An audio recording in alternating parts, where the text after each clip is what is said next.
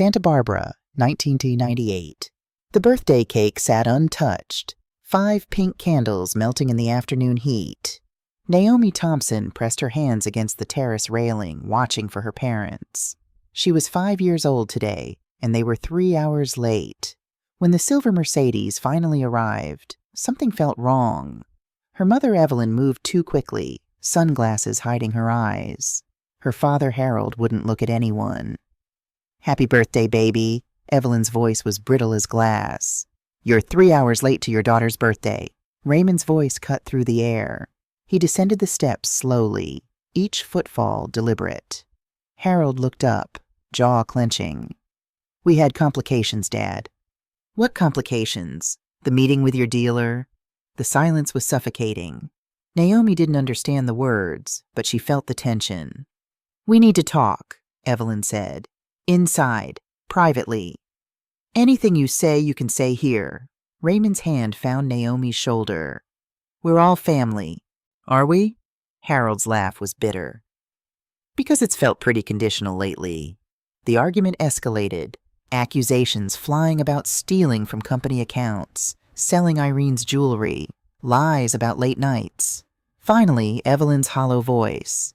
"We're taking the hosting job in Los Angeles. It's a live-in situation. 6 months, maybe more." "And Naomi?" Raymond asked. Harold didn't look at his daughter. "We think it's best if she stays here. Just until we get settled." "Just until." Raymond repeated it like poison. "Either you stay and be parents, or you go, and I raise her.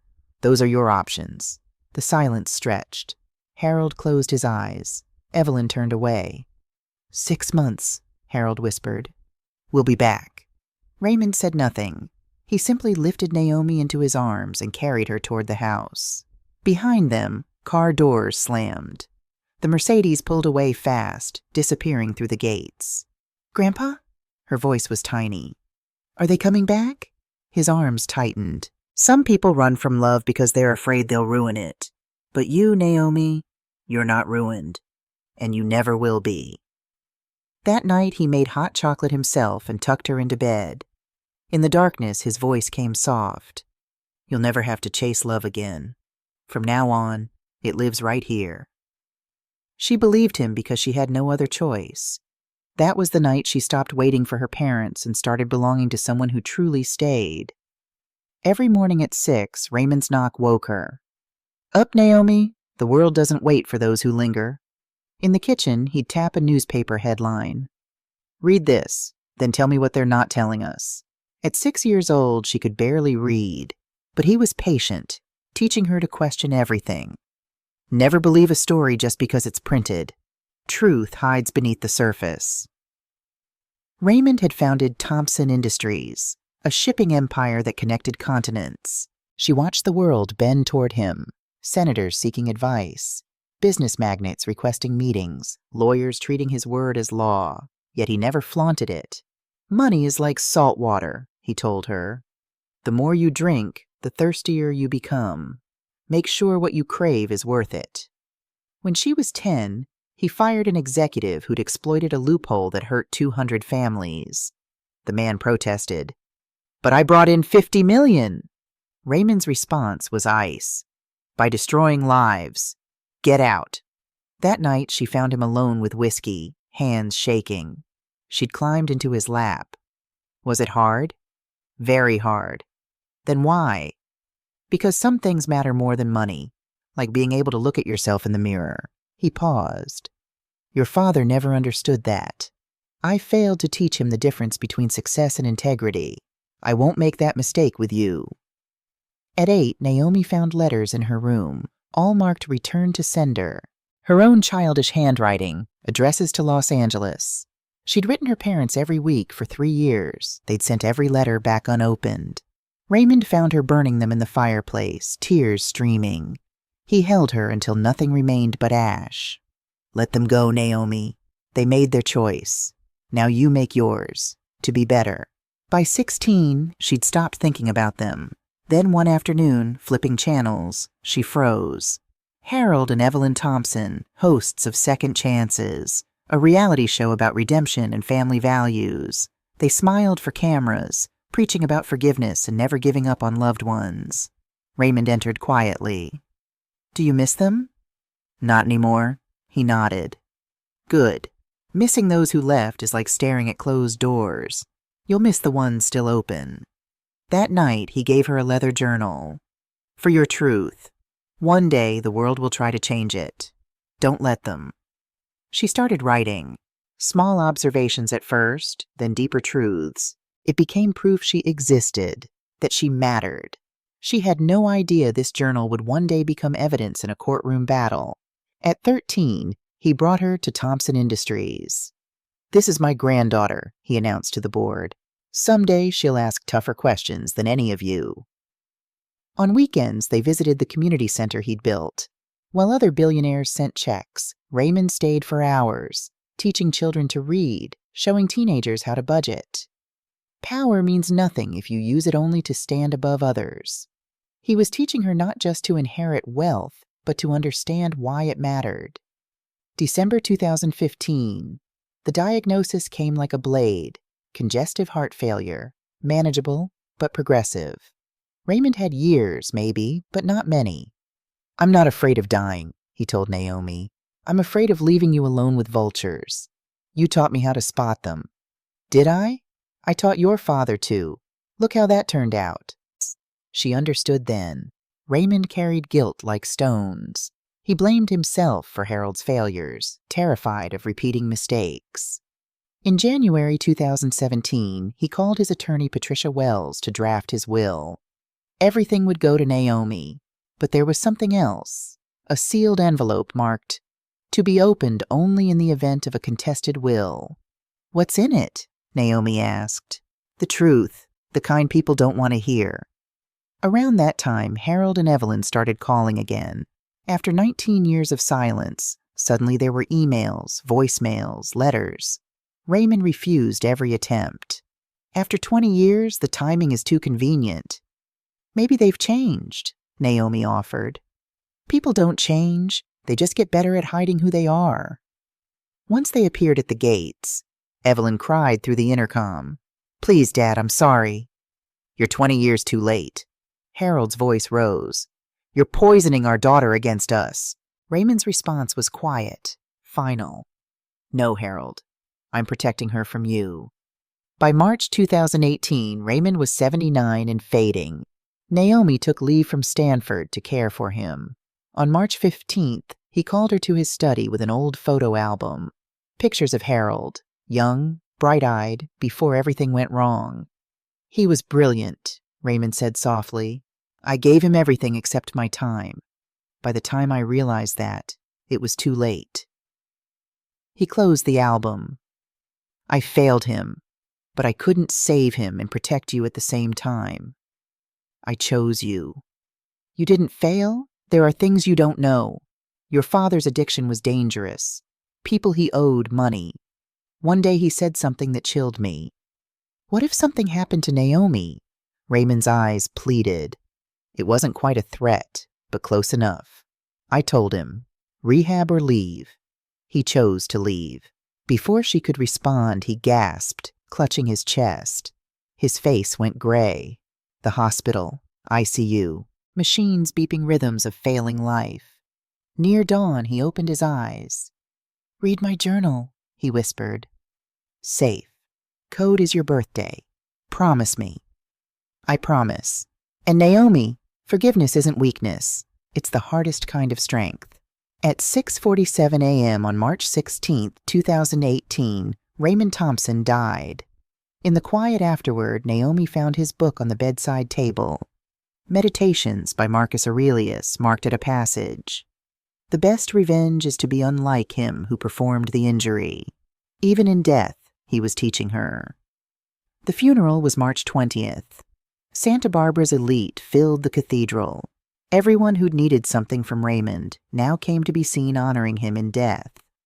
Ben Foster, Raymond's attorney and Naomi's trusted friend, stayed close. Judge Bradford is coming, he said. He and your grandfather clerked together. They were close. Then she saw them. Harold and Evelyn stood near the front, designer black, faces hidden by sunglasses. They looked like they'd stepped off a red carpet. Evelyn dabbed artificial tears. Harold checked his watch impatiently. The service blurred. Speakers praised Raymond's integrity, his philanthropy. No one mentioned Harold's 20-year absence. When Naomi spoke, she abandoned her prepared remarks. My grandfather once told me truth matters more than comfort. So here's the truth. Raymond Thompson wasn't perfect. He made mistakes. He carried regrets. She found Harold in the crowd. But he never stopped trying to do right by the people he loved, and he never gave up on justice, even when it was hard. Her voice broke. Ben guided her back to her seat. At the graveside, after most mourners left, Harold and Evelyn approached. Naomi, Evelyn's voice was practiced. You've grown so much. We're family. We should reconnect. Family? Naomi's voice was harsh. You left me like I was baggage. Harold stepped forward. You always had a flair for drama. And you always had an excuse. Before they could continue, Patricia Wells appeared. If everyone could make their way to the estate office. The will reading begins in 1 hour. A murmur rippled through remaining guests. Harold and Evelyn exchanged a calculating look. They'd planned for this. As the crowd dispersed, Naomi stood alone at the grave. She could feel the battle coming. I don't know if I'm strong enough, she whispered to the headstone. The wind rustled through cypress trees, and she almost heard his voice. Stand tall, Naomi.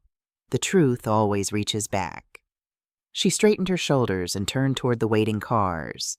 Whatever was coming, she'd face it. The truth would have to be enough, because it was all she had left. The estate office felt smaller with everyone crowded inside. Patricia Wells sat at the head of the conference table, Raymond's will before her.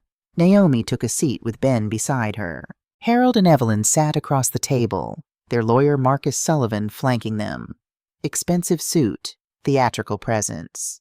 Judge Bradford attended as family friend, his presence lending weight to the proceedings. Household staff lined the back wall, witnesses to this final act. Patricia cleared her throat. The last will and testament of Raymond Thompson dated January 15, 2017. Her voice was steady, professional. Basic bequests first. All household staff receive pensions equivalent to 5 years' salary. Murmurs of gratitude from the back. Patricia continued through charitable donations, then paused. To my son, Harold Thompson, I leave $500,000 in my forgiveness, though I doubt he wants either. Harold's face darkened. Evelyn's hand found his under the table. To my daughter-in-law, Evelyn Thompson, I leave the same amount and hope that she finds what she's been searching for. Patricia's hands trembled slightly as she read the next section. The entirety of my estate, including Thompson Industries, all properties, and remaining financial assets estimated at $1.8 billion, I leave to my granddaughter, Naomi Thompson. Silence. Absolute suffocating silence. Then Evelyn gasped. That's impossible.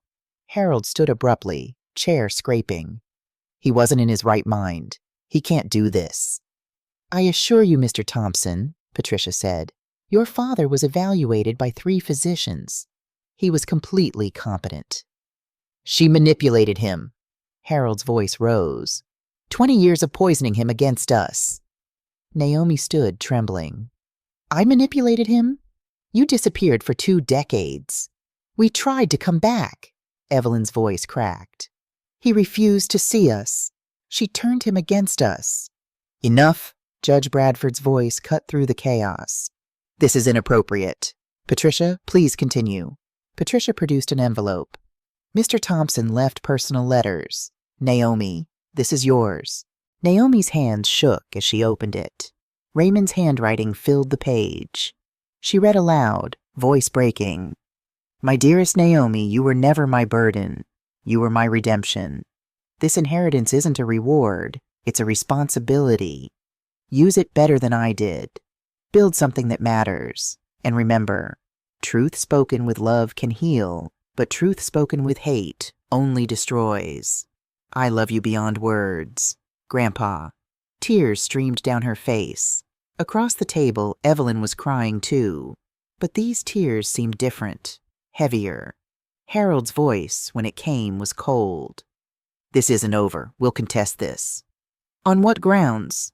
Ben asked calmly. "Undue influence. She isolated him from family, interfered with his care, pressured him to change his will." Marcus Sullivan spoke now, smooth and practiced. "It's textbook manipulation." "Manipulation?" Naomi's voice was raw. "He taught me to read, to think, to be decent, something you clearly never learned." "You'll regret this," Evelyn said quietly. "We're your parents." "No." Naomi met her eyes. "You're strangers who share my DNA. Raymond was my parent." As they filed out, Harold turned back. "See you in court." The door closed.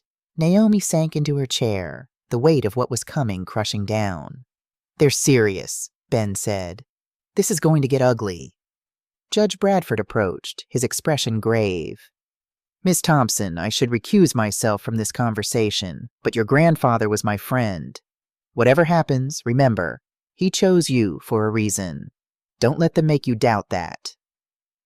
Within a week, the papers arrived. Harold and Evelyn Thompson versus Naomi Thompson. Will contest undue influence. The allegations were brutal. 1. Naomi isolated Raymond from family. 2. She exercised undue influence during his declining health. 3. Raymond was not of sound mind despite evaluations. 4. Will should be invalidated. Estate split per intestacy laws. The media exploded. Headlines screamed, "Billionaire's granddaughter accused of elder abuse," and reality TV stars fight for father's fortune. Paparazzi camped outside the estate gates. Naomi couldn't leave without camera flashes, shouted questions. Public opinion split viciously online. Ben hired David Kim, a ruthless litigator with a reputation for winning impossible cases. Their first meeting was sobering. "They're alleging you controlled access to Raymond," David explained. "That you manipulated a vulnerable old man. We need to prove that Raymond's will reflected his true wishes, made with a sound mind." "He was sharp until the end," Naomi insisted. "We'll need to show that. Medical records, witness testimony, evidence of his reasoning." David paused. "There's something else. Patricia Wells has been feeding information to their legal team." Naomi's head snapped up. "What?" Ben's expression was grim. "We caught her. She's been giving them strategy, medical records, confidential notes. But she was Grandpa's attorney. She was also Harold's godmother," Ben said. "That connection was never disclosed. It's a massive ethical violation, but the damage is done. They know everything about our strategy." Twist number 2, Patricia's betrayal. The revelation hit like a punch. The person who'd witnessed Raymond's competence, who'd assured them the will was ironclad, had been working against them all along. "She must recuse herself now," David said, "but Harold's team already has what they needed." That night, Naomi remembered the journal. Raymond had told her to read it. Code was her birthday. In her grief, she'd forgotten. She raced to his study, hands shaking as she entered the code. 05-14-93. The safe clicked open. Inside, Raymond's leather journal, filled with entries dating back decades.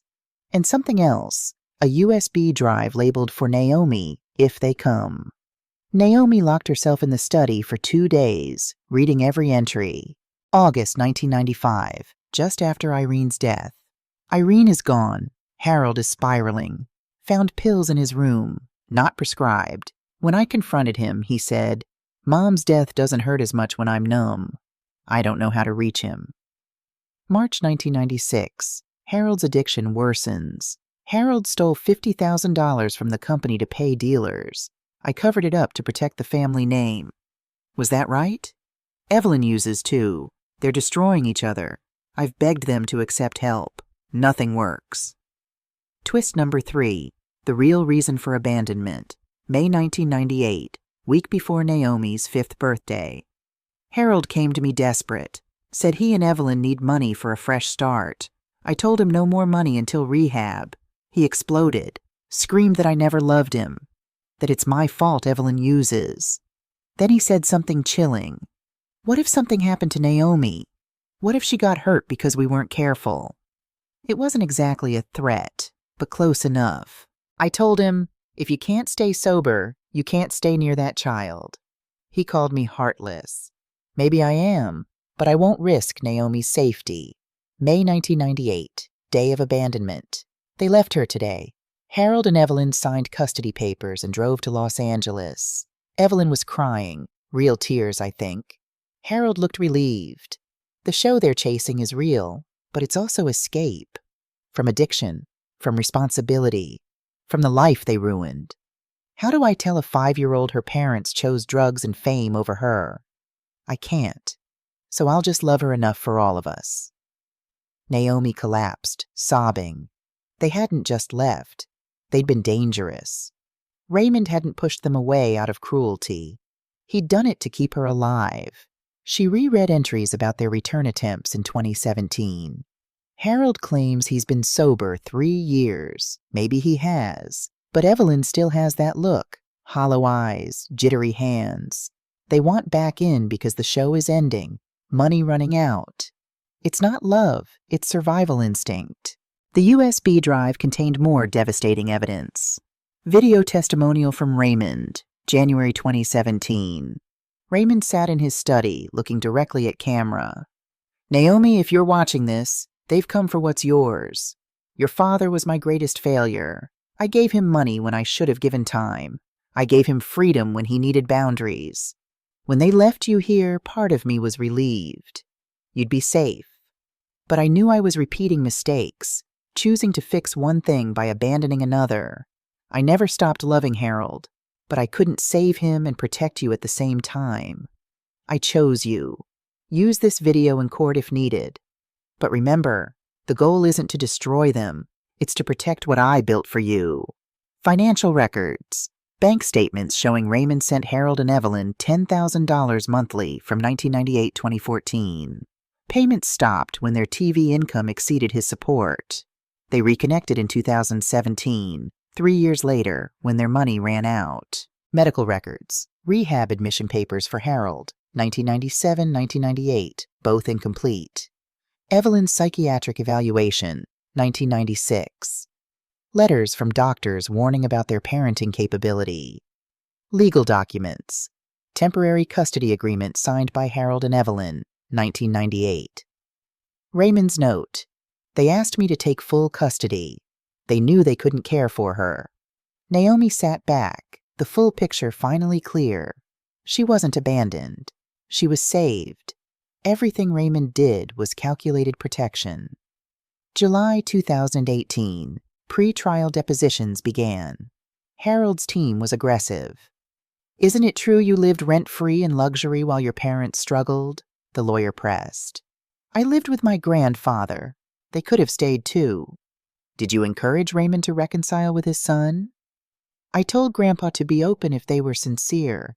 He didn't think they were. And you benefited from that belief. I benefited from his love. There's a difference.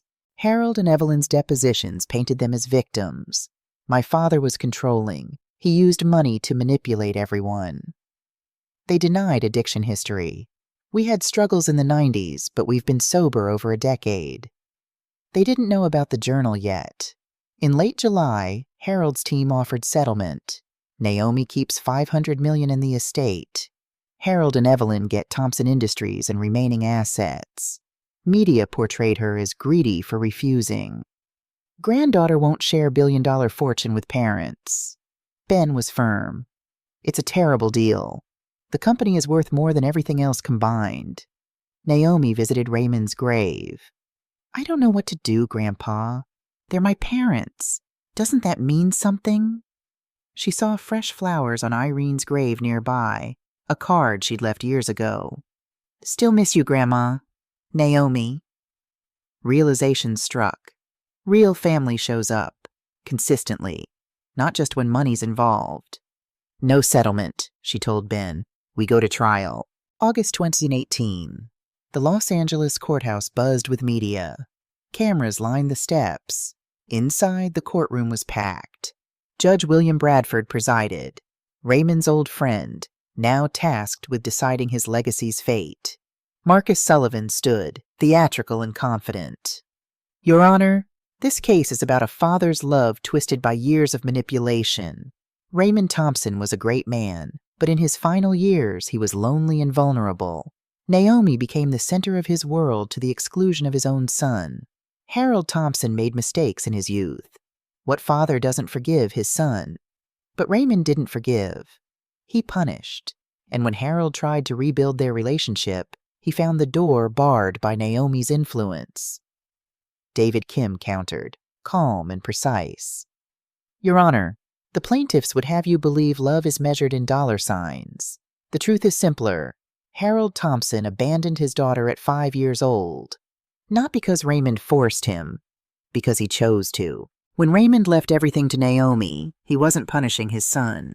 He was honoring the granddaughter who stayed. We will show that Raymond Thompson was of sound mind, that his will reflected his true wishes, and that Naomi earned her inheritance through 20 years of love, loyalty, and presence, things Harold and Evelyn couldn't be bothered to provide. Day 2. Harold's testimony. Marcus guided him carefully.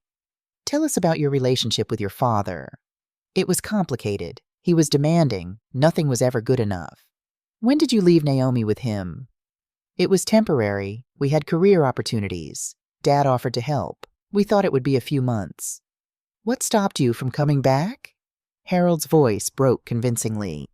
Dad made it impossible. Every time we called, we were told Naomi was busy or didn't want to talk. Eventually, we were shut out completely.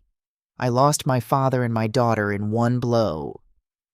But David's cross-examination was surgical. Mr. Thompson, how many birthdays did you attend between 1998 and 2018? None, but Dad, did Raymond physically prevent you from entering his property? He made it clear we weren't welcome. But you could have gone to court for visitation. Did you? No. Why not? Harold hesitated.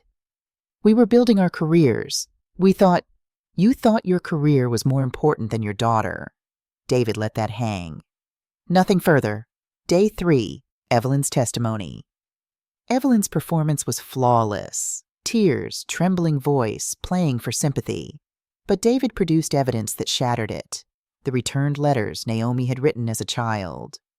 These are letters Naomi sent you between ages 7 and 12. Dozens of them, all marked return to sender in your handwriting. Evelyn went pale. We moved a lot, but you knew where Naomi was. She stayed in one place. You moved, and you returned her letters unopened, the courtroom murmured. The carefully constructed victim narrative was cracking. Day 4. The defense. Naomi took the stand, voice steady despite her racing heart. My grandfather gave me everything that mattered, not money, time, attention, values. He never spoke ill of my parents. When I asked about them, he was careful, saying only, they're dealing with their own struggles. Did you encourage him to exclude them from his life? No. In 2017, when they reached out, I told Grandpa maybe we should give them a chance. He said, Naomi, I've known them longer than you've been alive. Trust me to know when someone's heart is genuine. Marcus's cross was sharp. You benefited tremendously from their absence, didn't you?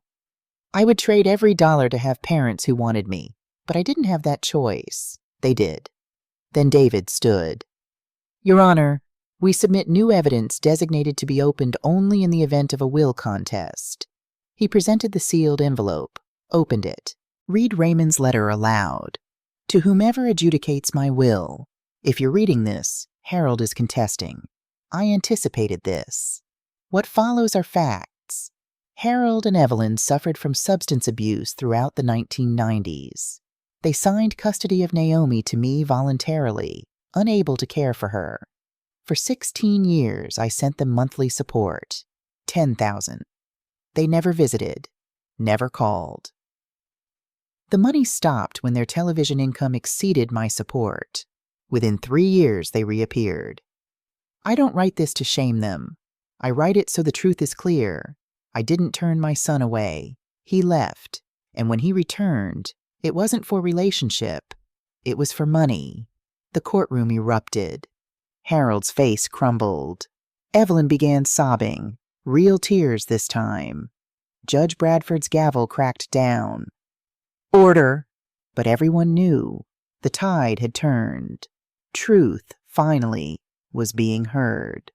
Day 6, Marcus Sullivan entered the courtroom with renewed confidence. Your Honor, my clients don't deny their past. They own it completely. He called Dr. Sarah Mitchell, an addiction specialist. Harold Thompson completed intensive rehab in 2014. He's maintained sobriety for 4 years with every marker of genuine recovery. Regular meetings, sponsor relationships, service work. This is authentic transformation. Evelyn's AA sponsor testified next. I've worked with Evelyn for 3 years. She attends meetings weekly, has worked all 12 steps, made amends where possible. The woman I know today is fundamentally different from the one in those medical records. Marcus projected photographs. Harold and Evelyn at recovery centers speaking to struggling addicts. Video testimonies followed. A young man, tearful. Harold Thompson saved my life. I was 3 days from overdosing when I heard him speak. He gave me his personal number, checked on me weekly for 6 months. The courtroom shifted. Sympathy rippled through the gallery. Even Judge Bradford's expression changed, not convinced but thoughtful. Your Honor, Marcus concluded, Raymond wrote his letter in 2017 when Harold and Evelyn were early in recovery. But it's 2018 now. 4 years sober. They've proven themselves. Doesn't that deserve recognition? That night, Naomi sat alone in Raymond's study, surrounded by old photo albums. Young Harold, bright-eyed, holding science fair trophies. Teenage Harold playing basketball, Raymond's arm around him, both smiling. Then later photos. Harold at 30, eyes dull. Harold at 35, hollow and distant. What if Grandpa was wrong? She whispered. What if people really can change? Her phone buzzed. Ben. You okay? Just doubting everything.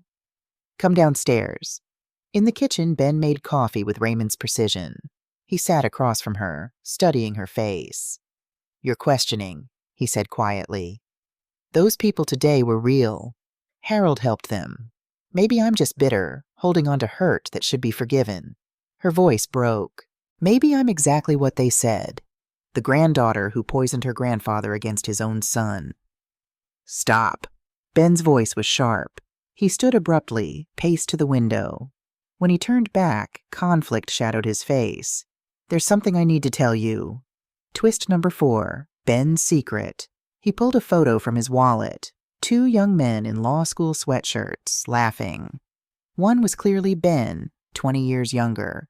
The other was Harold. We were roommates, Harvard Law, fall 1998. Naomi's hands trembled, taking the photo. You knew him? We were close. Harold was brilliant, charismatic. Everyone wanted to be around him. Then November came. He started missing classes, disappearing for days. Ben's voice went distant. In February 1999, I came back to find my room ransacked.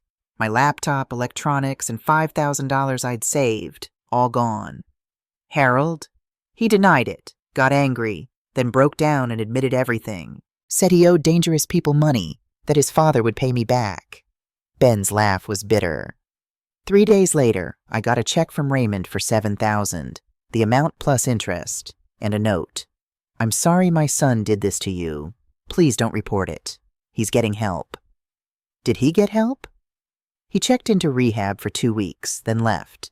Dropped out of law school by March. I never saw him again, until the funeral. Ben met her eyes. Raymond called me in 2008, asked if I'd forgiven Harold. I told him the truth. I'd forgiven the addiction, but not the betrayal. Harold never apologized, never acknowledged the hurt. Raymond said, good. That means you understand the difference between sobriety and character. That's why Grandpa trusted you with me. He needed someone who'd seen Harold's patterns, someone who wouldn't be fooled by reform promises. Ben leaned forward. Naomi, I've watched Harold perform remorse before. Maybe 4 years sober is real, but look at his actions. In 4 years of sobriety, how many times did he reach out to you? Not to Raymond's estate, but to you, his daughter, Naomi realized. Never. Only after Grandpa died. Exactly. He recovered enough to help strangers, but not enough to face his own child. That tells you whether he wants a relationship or an inheritance. Clarity crystallized in Naomi's chest. You think he's still using me. I think he's better at it now. Cleaner, more sophisticated. But yes, Ben took her hand. Your grandfather saw that. That's why he made the choices he made. Okay, she squeezed his hand. Tomorrow we tell the truth. All of it. Day 8. The courtroom was standing room only. Judge Bradford entered precisely at 9. Marcus Sullivan's closing was masterful. 90 minutes of emotional persuasion. He acknowledged failures, reframed them as weakness overcome by courage. He painted Raymond as loving but unable to see his son's transformation. Your Honor, we believe in second chances. Harold and Evelyn have proven they can change. Are we going to tell them redemption has a statute of limitations? That's not justice. That's cruelty. The courtroom was silent when he sat. Naomi's heart hammered. David Kim stood slowly, letting the silence build. Your Honor, my colleague just gave an impressive performance. That's what it was. Performance. This case, stripped of manipulation, is simple. Did Raymond Thompson have the right to leave his property to whomever he chose? Yes. Was he of sound mind? Yes. Did he choose freely? Yes. That's the entire case. He paced deliberately. Opposing counsel wants you to believe in redemption. Fine. Harold got sober in 2014. But in 4 years between sobriety and his father's death, how many times did he genuinely try to rebuild a relationship with Raymond? With Naomi, his daughter? To apologize for abandoning her? David paused. 0. He reached out when Raymond was dying and the will was in question. That's not redemption-seeking relationship. That's redemption-seeking reward. He faced Harold directly. I don't doubt you've helped others in recovery. But choosing to help strangers while avoiding your own daughter doesn't make you redeemed. It makes you strategic. Harold flinched. Evelyn looked away. Raymond Thompson understood that change without amends is just better managed selfishness. When he made his will, he knew Harold might someday be sober, stable, changed, and he still chose Naomi. Because he understood 20 years of presence, sacrifice, and loyalty can't be erased by 4 years of sobriety that never included making things right. David returned to the bench. If you invalidate this will, you tell every abandoned child that their presence means nothing compared to DNA. Please don't do that. Honor Raymond's choice. Let the will stand. Bradford nodded. I'll take this under advisement. Verdict tomorrow, 10 a.m. The wait was torture. That night, Naomi sat at Raymond's grave. I hope I'm doing this right. I hope you're proud. The wind carried the scent of roses from Irene's grave nearby. Day 9. The verdict. Judge Bradford entered at exactly 10. The courtroom held its collective breath. In 40 years on the bench, I have seen countless estate disputes. This case is heartbreaking because there are no true villains. Just people who made choices and people who lived with the consequences. He looked at Harold and Evelyn. I believe you're sober. I believe you've helped people. That matters. However, this case is not about whether you've changed. It's about whether Raymond Thompson had the right to make his own choice about his property. Harold's face fell slightly. The evidence shows conclusively that Raymond Thompson was of sound mind. 3 physicians evaluated him. He understood his assets, knew his family, and made a deliberate, informed choice to leave his estate to his granddaughter. Bradford leaned forward. The plaintiffs argue undue influence, but failed to prove it. Naomi didn't isolate her grandfather. The family isolated themselves through 20 years of absence. She didn't coerce him. She remained present, loyal, and loving. That is relationship, not manipulation. His voice grew firmer. The plaintiffs cannot escape these facts. They voluntarily signed custody to Raymond in 1998. They accepted monthly support for 16 years without visiting. They reappeared only after their income dried up and Raymond's health declined. The timing is unfortunate at best." Evelyn cried quietly. Harold stared at the table. Raymond's will is not punishment. It's recognition of Naomi's 20 years of presence, care, and sacrifice. The law will not invalidate a clear, competent decision because excluded parties wish it different. Bradford lifted his gavel. "The contest is denied. The will of Raymond Thompson stands as written. All assets pass to Naomi Thompson. This court is adjourned." Crack. Chaos erupted. Naomi sat frozen as Ben's hand grounded her shoulder. She'd won. It was over. Across the aisle, Harold's eyes met hers, not with anger, but resignation. Then they were gone. Outside, afternoon sun broke through clouds. "Thank you," Naomi whispered to the universe. "You honored him," Ben said. "We did it." She straightened. "Now what?" "Now you live, you build, you become who he knew you could be." March 2008. 6 months later, on the first anniversary of Raymond's death, Naomi stood at his grave with white roses. "I won, but it doesn't feel like winning. Just heavy." Footsteps made her turn. Evelyn stood at Irene's grave with her own flowers. "I didn't know you'd be here," Evelyn said softly. Awkward silence. Then Evelyn knelt, placing flowers. "Mom was good to me before everything fell apart. She'd be disappointed I waited so long to come back." Naomi stepped closer. "She would." Evelyn looked up, eyes red. "I read Raymond's journals, the court submissions. He wrote about holding you, said I looked terrified but in love. I was. You were so perfect, and I was terrified I'd break you. Instead, you left me." "Yes, because when you're drowning, you can't save anyone else." Evelyn's voice cracked. "We should have gotten help, but by the time we wanted to, we'd lost everything that mattered." "Were you ever going to come back? Without money?" Evelyn was silent, then brutally honest. "I don't know. I want to say yes, but I won't lie anymore." That honesty broke something in Naomi. "At least you're real now." Evelyn turned to leave. Naomi called, "Wait, what are you doing now?" "Harold speaks at recovery centers. I'm figuring it out. Therapy, meetings." "Do you need my number? To talk about Grandma?" Evelyn's eyes widened, filling. "Yes, I'd like that." Over months, contact grew. Texts with old photos, stories about Irene. In June, Harold emailed, "I don't expect forgiveness, but I'm proud of what you've become. Dad would be proud too." She responded, "Thank you. That means something." They talked on phone, then met for coffee in July. Harold spoke first. "I don't know how to be your father." "I don't need a father. Grandpa filled that role. But maybe we can be something else." "What would that look like?" "Honesty. Always. If you struggle, tell me. I can handle truth, not lies. Fair. And time. Years, maybe, to trust you. We're not going anywhere this time." Monthly coffee dates began. No expectations beyond presence. Twist number 5. The Redemption Opportunity, November 2019. Naomi broke ground on the Raymond and Irene Thompson Center for Second Chances. Addiction recovery, family counseling, youth mentorship. At the ceremony, hundreds watched as she spoke. "My grandfather taught me wealth without purpose is just accumulation. This center is about purpose." She paused, found Harold and Evelyn in the crowd.